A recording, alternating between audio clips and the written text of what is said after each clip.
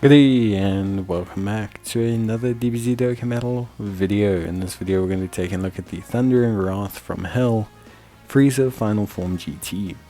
Now Frieza is one of the GT bosses units that just got his Extreme Z Awakening. He's okay, he looks alright, he's not terrible, he looks okay. He's an extreme physical type lead with Ki +3, HP attack and defense 110%. He raises defense 1 turn, causes supreme damage with a high chance of stunning the enemy. He has Ki +2, attack and defense of 150%, and additional attack and defense of 100%, and launches an additional super attack when performing a super attack for allies attacking in the same turn are revenged GT bosses or sworn enemies. He also gets an additional attack of 150%, and his attacks are effective against all types when the target enemy's super attack is sealed. He has Prodigies, Universe's Most Malevolent, Shocking Speed, Strongest Clan in Space, Nightmare, GT, and Sharing the Limit as his links, and Transformation Boost, Wicked Bloodline, Target Goku, Otherworld Warriors, Revenge, Gifted Warriors, GT Bosses, and Sworn Enemies are his categories. Overall, much like Cell and Goku, I feel like he's designed for SPR and ESPR. He works off of stunning and sealing, which is a mechanic that's far more common in Super Battle Road and Extreme Super Battle Road.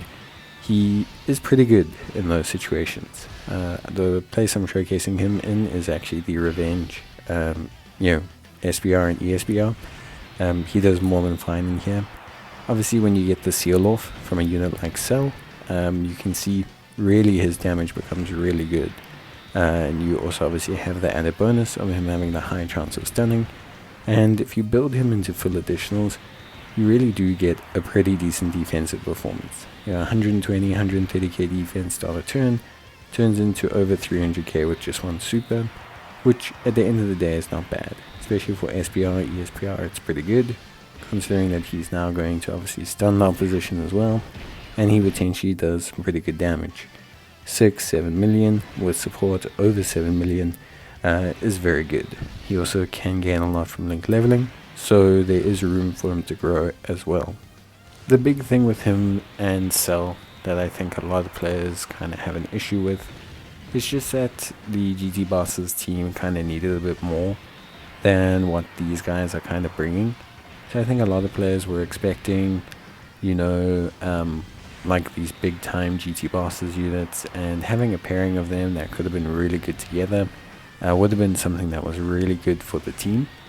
And I think it obviously helps with them in SPR and ESPR, but it doesn't help, even at full power, full link levels, these guys can't handle certain red zone, and they're okay for the most part.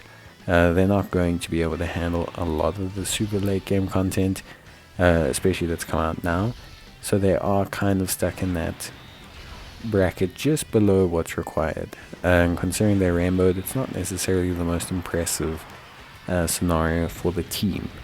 With that being said, I think if you evaluate them based on their purpose, which is to perform in Super Battle Road and Extreme Super Battle Road, I think they're very good. I think the utility they bring, the damage they bring, the after super defense being in a good position is all really good stuff. They're also not as limited as one might imagine, being able to work pretty nicely on a Revenge, Sworn Enemies, or GT Bosses team, which is nice. It's nice that they have that flexibility, that their passives are not like fully tied down, to them being only on GT Bosses, which is pretty good.